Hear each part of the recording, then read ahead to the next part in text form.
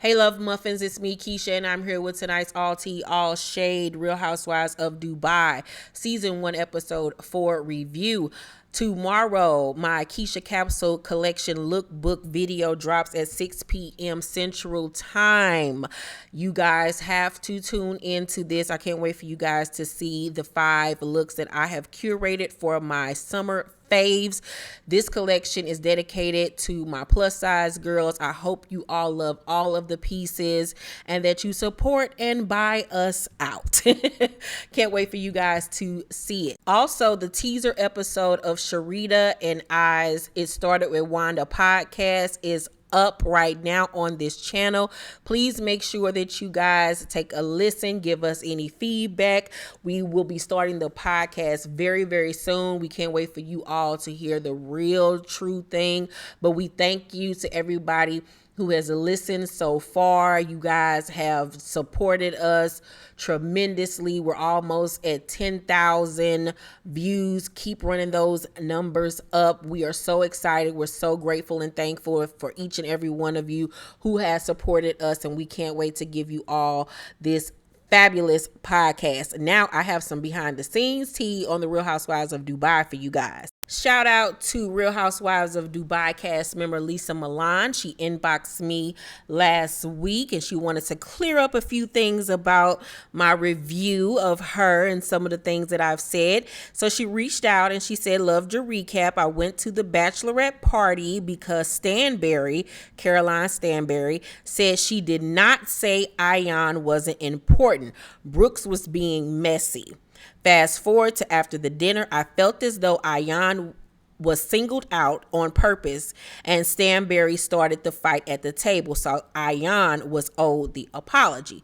And I was like, oh, okay, thanks for clearing that up. So I responded and I said, thank you. And thanks for clearing things up. I love you and Ayan's friendship and congrats on the show and fabulous collection. I was actually trying to get on the site to buy the 2-piece set with the bralette and ruche skirt. With the split, it's everything. Like I told Nina, I would love to interview you once the season is over. Much success and congrats again. And so she responded and said, Ayan is iconic and literally the kindest human being. Love her so much. Make sure you tag me when you wear a Mina Rosette. Thanks. Now, she did skip over my invite for the interview, but I still appreciate the support. Nina said she will be coming on, so I'm super excited about that. I would love to have Ayan on the show. I would like to have all of the ladies on the show to get into their brains and see what they were thinking and feeling when certain things were going down in their first season. I think that'll be super exciting. Would you guys love that? I'm going to reach out and see what we can do. I also have an interview coming up with Melody, you guys, from Love and Marriage Huntsville, so get ready for that. In my last bit of behind the scenes tea this week, Sergio was all in the news because he was on social media in the past using the N-word. He tweeted, every nigga in my crew, this is it. I don't know why people don't do a clean wipe of their social media before they decide to take their asses on reality television. I know a lot of people were saying, he's Spanish, he's Latin or whatever. At the end of the day, sir, he does not appear to be black. He might have black in his blood from years and years ago, but you are a Caucasian. Sir, and you do not get a pass with saying the N-word, sir. Please have several. Please. But after tonight's episode, now I can fully understand why him and Caroline are together, because I'm side-eyeing her ass too. Let's get into tonight's episode. So we start off the episode with Sergio and Caroline, racist ass, allegedly, visiting their house that they're having built from the ground up. They discuss each room and what they'll have in the house, what it'll feature. And Sergio brings up the baby room, and Caroline is looking at him like, who about to have a baby? Not me and these 40-some-year-old eggs. Absolutely not. So he's like, oh, we having a baby. And she was like, you do know I'm 45 years old. And he was like, I know. And she was like, well, what about the surrogate? And he was like, he don't want no surrogate because the baby won't look like them. And she was like, see, this is when his age comes into play, because he is so oblivious to the fact that when you do use a surrogate to have a baby, that they still are using the woman's egg and the man's semen and fertilizing it in this woman's womb. Like, this boy don't even know that. So she's just like, child, okay. But she also knows that if she does not have a baby, that he will leave because he wants a child of his own. And this is the thing that you have to worry about when you date somebody that is younger than you or who does not have children. And like, that's one of the things that I have to take into consideration when I date, because I can no longer have kids. So that's a big thing. If I meet somebody that doesn't have children and wants children, I can't provide that for them, nor do I want to. So that's a big topic of conversation that couples need to have seriously before they sit down and decide to spend the rest of their lives together. So then we see Brooks. She visits different spaces for her salon and spa that she's working on, and she states that she wants it to be inclusive, because living in Dubai, she has to go to so many different places to get certain things done, because they're not dedicated to women of color, really. So I think that this is a genius idea for her to create a dope salon and spa for women of color to be able to come and get their hair done, their nails done, facials and massages and all of those different things, because you do have to treat African American skin differently than you do Caucasian. But my only thing is, whoever does her wigs, I don't want them in that salon doing nobody's wigs. Nobody's wigs, because her wigs are giving me very much 2013 Love and Hip Hop. Like, you can see the foundation in her parts. Like, sis. Like, I need for you to call in the heavy hitters like Tokyo Styles or Malibu Dollface, somebody, because whoever doing them wigs right now is playing with you. I know you and Lisa are cool. Like, go ahead and bite the bullet, girl, and ask her, can you use her hairstylist, because whoever is doing your wigs are doing you a disservice, and I don't like it. So then we see Nina visit her fine ass husband at his job. And her husband is there with this guy that he works with named, what was that man name? Benji or Benjin? I can't remember. It started with a B. We're going to call him B for now. And they're really close. She was like, this guy is like her husband's second wife. They spend so much time with each other. And the guy ends up leaving the room, and she talks to her husband about, what they have going on in their lives. And her husband asks her, so when are you going to go pick out this Rolls Royce that he had copped her for her birthday? And she was like, she don't know what to do. It's a lot or whatever. I'm like, girl, you rich when you can sit on your ass and have a Rolls Royce waiting on you to be customized. And you ain't literally jumping up for joy trying to get the shit done. So she says that she wants a regular license plate. Like, she don't need all the razzle dazzle. He was like, girl, you're getting a Rolls Royce. Like, you can't just have no rinky dink ass license plate. So he was like, I learned that in Dubai, that the less numbers you have on your license plate, the more money you have to spend. And like, this one guy he knew or either heard of had spent like $33 million on a license plate. Child, it's people in the United States that don't even want to pay the couple of $100 for a license plate, let alone $33 million. Like, that is redunculous. Like, oh my Jesus. Then we go to Lisa at her office with her boy. She's trying to work. She thought setting up a PlayStation for the kids would be efficient, but it's not, because they're, loud. They're being rambunctious, playing around. One of them got hurt, started crying. It's just a lot. This girl over here trying to run a business, and She like, where is your daddy? Where is this man at? They have their offices in the same building. And the boys is like, basically like, leave my daddy alone. Daddy is working. You're over here playing, girl. You over here playing dress up and drawing and shit on paper. Girl, ain't nobody got time for that. So the boys asked her, how is Mina Rowe, her clothing line, important? Because it ain't important to them. And she was like, why not? They was like, because daddy's job is important because he makes money. And she was like, excuse you, I make money too. Like, you better get your life. Like, boy, you better get out of here. So then the producers asked her how much she makes off of Mina Rowe, and she calls her husband Rich to get the figures. And he said the last year that they grossed 8 figures, which is phenomenal for any business. So she was like, yep, 8 figures, boom, bow. So then Rich finally comes in, and Rich is really handsome. Like, this episode made me get it why Lisa married him. Like, he got big dick energy. You know what I'm saying? He really does. Because he comes across, like, as far as his looks, he's not an ugly man by any means necessary, but he gives you very much like pipsqueak, kind of like sexy nerd vibes. But then when he get to talking, like I said, that big dick energy comes out, and I was like, okay, I get the vibes. I get it. You could tell he got style, he got flavor. You know what I'm saying? He know how to kick it to a black girl. That's why he, was able to reel her in and bag her. So Milan goes on to tell us that he is the #1 financier in the UAE. He works with all of these different companies and things. So he has a coin and she got a coin, and they are literally the Beyonce and Jay-Z of Dubai. And I am here for it.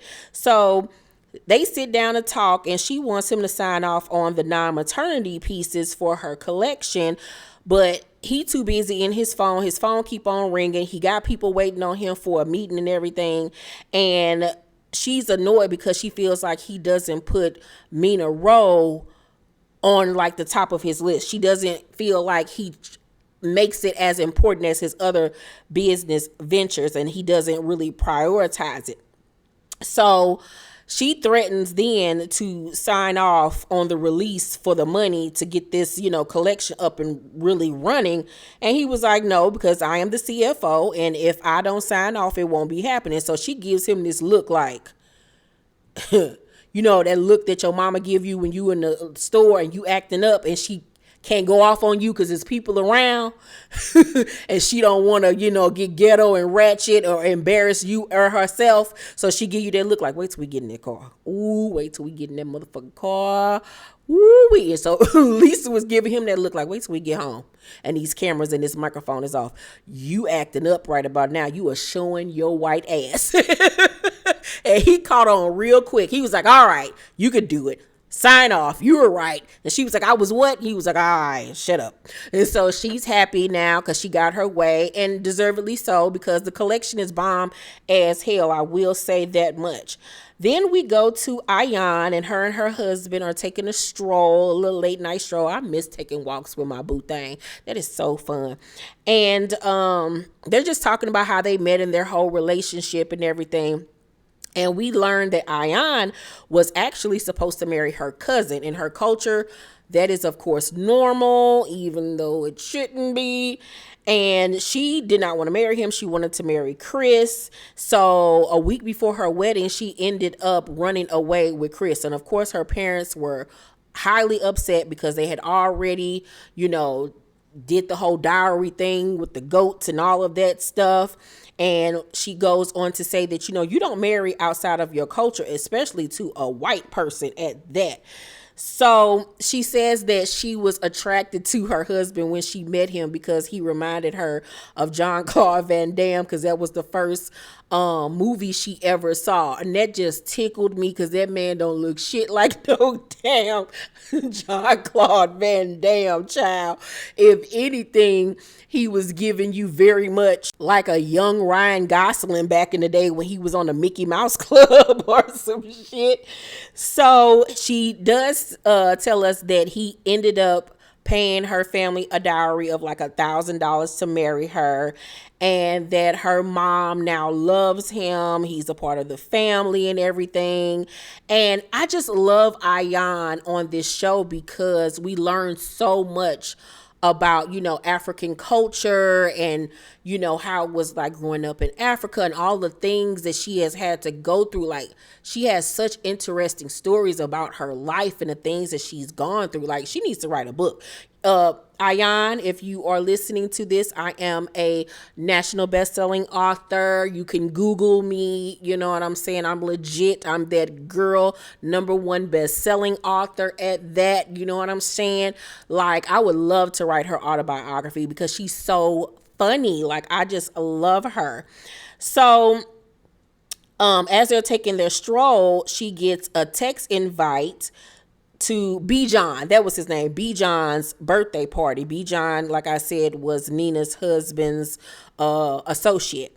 So she's excited to go, and she was like, oh, I got to find me something fly to wear because she does not step into any room without shutting it the fuck down. We then go to see Brooks getting her hair done at her home, and she's talking to her son, and she brings up this bullying situation that was going on with him. And he was like, everything is cool. We just don't say nothing to each other. So, she's just like, I just want to make sure ain't nobody bothering you. Like, we don't need to have that happening because I had to call up to the school about that little boy or whatever. And she was like, I know that it might be like difficult for you because I make you ride the school bus to school and all the other kids are arriving to school being driven by a driver. She was like, we have a driver, but she felt like it was more sufficient for him to ride the bus so he can have that experience being around other kids. And it's humbling, you know what I'm saying? But at the same time, she didn't want nobody like bullying him and bothering him because that's not what we're here for. And she also goes on to state that he goes to a public school, but their public schools over there, so she says, is like the equivalent to a private school. And that I will say I like about Brooks is that she's still trying to keep her son grounded to an extent, even though he does live a very, extravagant lifestyle, because kids need to go through certain things so they can learn the value of the things that they have. So I'll give it to Brooks on that I did like that very much. We then see Sarah and Caroline meet up. They meet up for lunch. And I've been peeping in these first 4 episodes that Caroline dresses so much younger now that she's with this new guy. I don't know if this has been her style since she got a divorce, but when she was on Ladies of London, she did not dress this youthful at all. Like, she stayed in a pair of jeans and Nikes and a crop top. Like, this girl wants to be forever 21 and not a steady 45. Like, she is trying to keep up with this young man, honey. And I'm like, girl, you don't need to be keeping up with him. You need to be keeping up with the men you have him around, child, because Sergio likes the guys. That's all I have to say about that. Yeah, her and Sergio just look like best friends, not lovers to me, but we'll get into that in a second. So they sit down and have a little kiki, and Sarah asks Caroline why she didn't come to Lisa's fashion show. And she was just basically like, I was busy with stuff, and at the end of the day, I just don't want to be around anything toxic. I don't want any toxicity in my life. And I was like, oh, so Lisa and Ayan are toxic people. Now, we all know based off last week's episode that she felt some type of way when Brooks told her that Lisa was the one like she needs to call and apologize to Ayan. So now she's feeling some type of way towards Lisa. So then they get to talking about how relationships and everything, and Sarah lets us know that her second husband didn't accept her son. In the beginning, he made it seem like he did, but when they got married, he did not. And I was like, ooh, yeah, that's a deal breaker, of course. So that's crazy that he made her believe like, you know, he was all good with it. He wanted to be in the little boy's life. Then to switch up on her as soon as they got married and thought that she was going to stick around. Like, you got life fucked up. Then they get on the topic of IVF and how the laws have changed, because apparently the law over there originally was that you couldn't do IVF if you weren't married.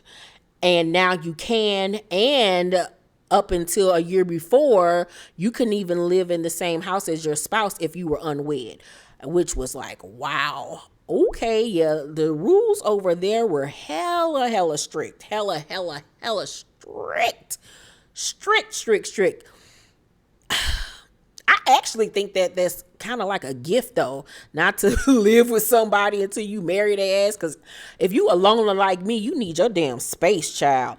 But then we get to the meat and potatoes of the episode, and that is Bijan's birthday party. I don't know if Bijan and his wife paid for this, if Nina and her husband paid for this party. Whoever paid for it, they did an outstanding job. The decor and everything was absolutely breathtaking and stunning. It was extravagant. It was over the top. I got my life through the television screen, honey. I did. I loved it. So Nina, as soon as she arrives, she brings out her, I hope I'm saying this right, Bakors. I know I'm not saying it right. I know I butchered it. It's basically sage. It's basically like a powerful ass sage to rid the area of any negative energy. She wants nothing but positive energy. That shit didn't work. Every time Nina come with this goddamn sage, it's about to be a girl fight, child. I'm starting to think, Nina, you need to put up the damn sage. It's making it worse.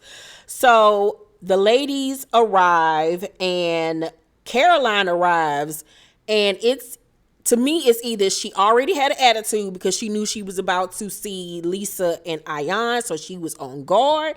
But it also came across to me like she had a couple of drinks. Maybe she took a couple of drinks for some liquid courage or something, or she was medicated. It was something very off about her. As soon as she sat down, you could tell by the look on her face that something wasn't coagulating right. So Ayan in her confessional gonna say, all I want is a fun, pleasant night, and here comes the bitch. So Caroline speaks to everyone. She actually greets Ayan with a little hug. It's very superficial and fake. So she sits down at the table with the ladies, and the way that they're sitting at the table is Caroline, Lisa sitting next to Caroline, then Ayan is sitting next to Lisa, and then Ayan is sitting next to Sergio. So at one point, Lisa was sitting next to Sergio, and she tells him that he had like glitter in his beard. And Caroline was like side-eyeing him, looking on some like jealousy type shit. So that let me know that, oh, there's some insecurities in this relationship when he's around other beautiful women. She don't like that shit. And obviously she don't like when he's around women that are closer to his age than hers. There's a lot of insecurities there, and that could be why she dresses like Britney Spears.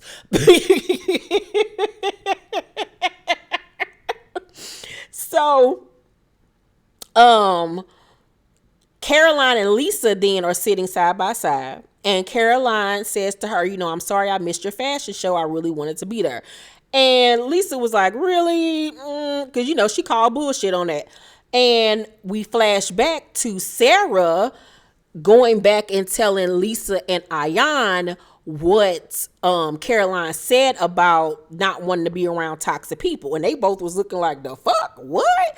So Caroline was like, yes, I did. You know, I'm in wedding planning hell. She just making up all the excuses instead of saying, yeah, I didn't like what I heard about you saying you felt as though I should apologize to her, that rubbed me the wrong way or whatever. That still is, to me, is not a good enough reason not to go to her fashion show. Something as big as that. Like, that's stupid and that's petty. Like, it could be brought up, but it's not nothing to sit up here and miss such a momentous occasion in somebody's life, especially considering, like I said on last week's episode, that Lisa still came to your bachelorette party even though you didn't invite her best friend. So, when she was saying that she's in wedding planning hell, Lisa said, so no wedding planning tonight, calling her out on her bullshit. Like, you couldn't come to my shit, but you could come tonight. And Caroline was like, it's every night. You know, I know you think this is about you, but it really wasn't. And Lisa was like, no, I don't think it was about me. I think it's because of my relationship with her, talking about Ayan. And Caroline was like, it has nothing to do with her. Girl, it got everything to do with her. Stop it. It has everything to do with her, and it has everything to do with Lisa, because now you feeling some type of way about that, and you not keeping it a buck, and you not keeping it 100. You claim to be so tough, but you backtracking and you trying to pussy pop and act like you ain't feeling no type of way. So then Ayan tells Sergio that, you know, she and Caroline, you know, just don't get along, and she really don't understand why, because she don't have no issues with Caroline. And she was like, I really would like to find out, but, you know, today is not the day. So Sergio goes on to say, you know, you're a beautiful person. And she was like, you're a beautiful person too. I really like you. And then we go back to Lisa and Caroline's conversation. And Lisa says to Caroline, you know, you put us together, and your issue with her is your issue with her. I have no issue with you. And I was like, on last week's episode, Lisa called her bitchy and said that, what else did she say about Caroline?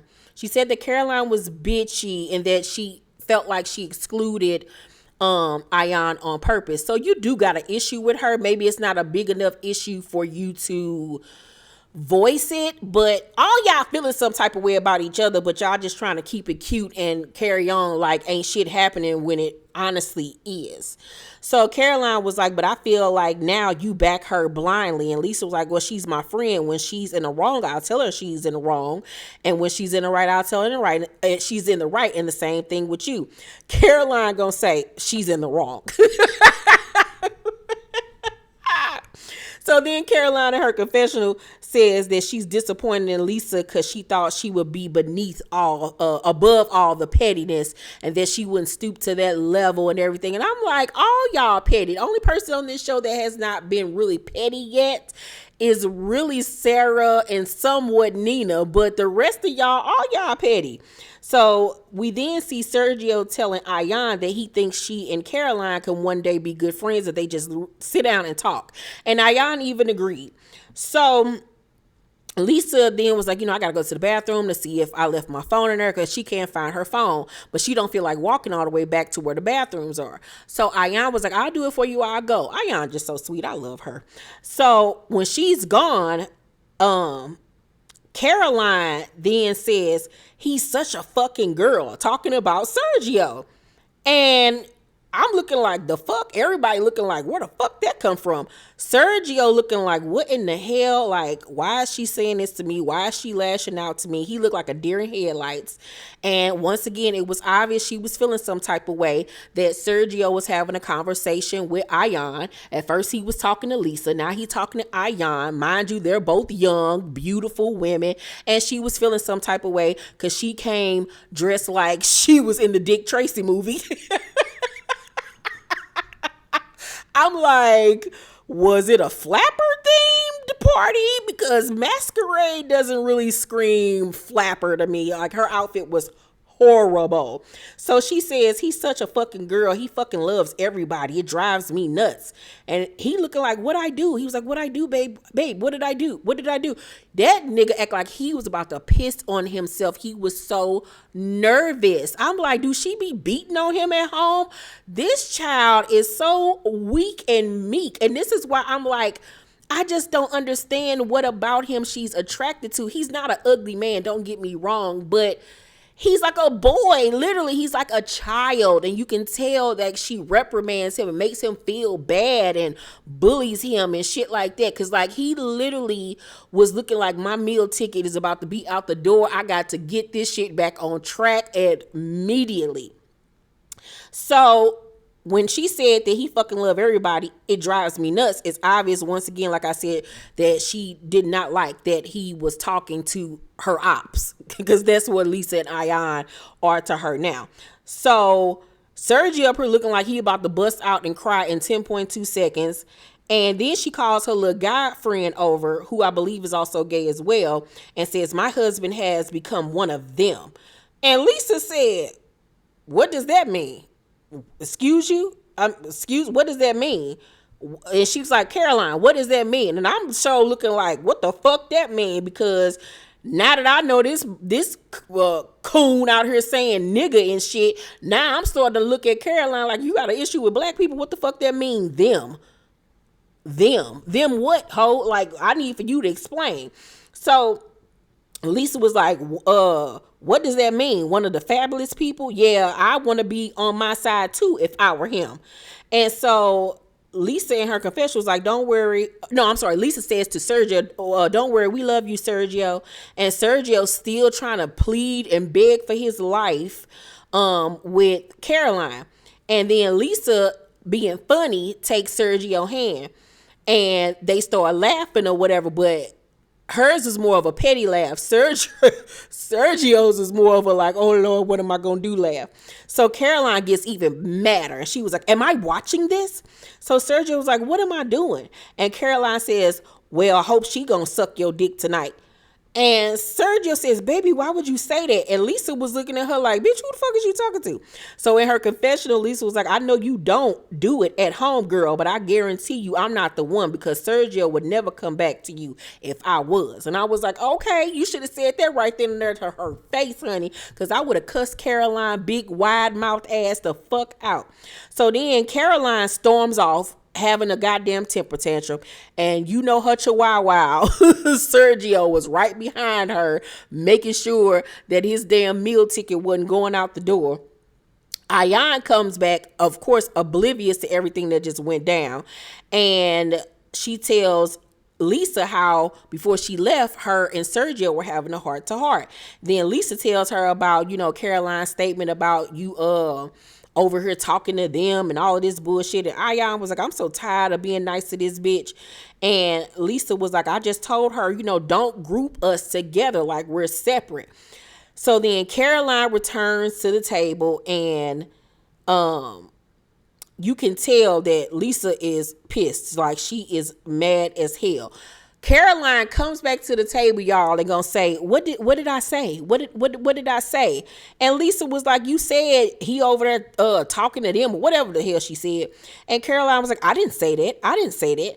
I don't know why you're even trying to stir some shit. And I'm like, is this bitch Dr. Jekyll and Mr. Hyde? It was obvious she was either drunk, tipsy, on some shit, or she went in the bathroom and Sergio reminded her about what the fuck she said and how this shit about to come out and look. So they came up with the idea to deny. Act like they don't know what the fuck just happened, because this bitch came back literally acting like she had fucking amnesia, and I wasn't buying it at all. I see right through you.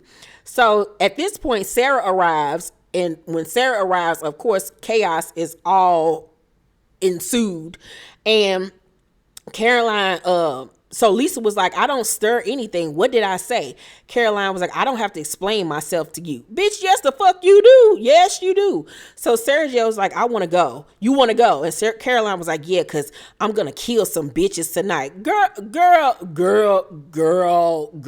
You better go get you some fish and chips and go sit the hell down. So Lisa tells the girls what happened, and she's like, don't come in here acting like you're queen bee, bitch, I can buy your life, don't play with me. You better read the girls, Miss Lisa. I can buy your life, ho, don't play with me. So Caroline returned to the table again. I'm like, I thought y'all was leaving, god damn it. and tell Sergio, keep me away from her, talking about Lisa. I don't like the way she be saying her, them, they. I don't know. It be coming across a little bit too malicious to me when she talking about the black girls, and I don't like it.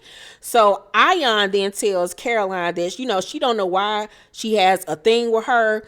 And, I want to build a relationship with you. All the other girls is cheering and stuff. I don't know where Lisa went at this point, but Lisa's not at the table. The other girls are cheering like, yay, this is a good thing. They make them hug. They hug. And we see them all dancing on the dance floor. Everybody's having a great time. And Ayan vows to keep her good eye on Caroline. Yeah, we gonna get this a go, but I still got my eyes on you, ho. And Lisa in her confessional was like, I'm happy Ayan and Caroline made up, but now the bitch is on my hit list. And I was like, come on, because y'all cannot let this white girl run over y'all. No, I need for y'all to read. Rita, you cannot let her play y'all on national television. This will not be another season, first 2 seasons like Garcelle's first 2 seasons on Beverly Hills, where she was letting the white girls eat her up. Y'all better eat these girls the hell up, child. No. Overall, I give tonight's episode an A. It was great. Of course, I'm still living for the locations, the fashions, the drama, the reads, everything. I'm still living. But now I'm also feeling bad for Sergio, because I feel like he's in an abusive relationship, because no man should be that scared of their wife. Like Jesus the Christ. Y'all help that man over there. Let me know what you guys thought about tonight's episode. Make sure to thumbs up this video, like and subscribe, and hit that notification bell button. I love you guys, and I'll see you on the next video. Bye.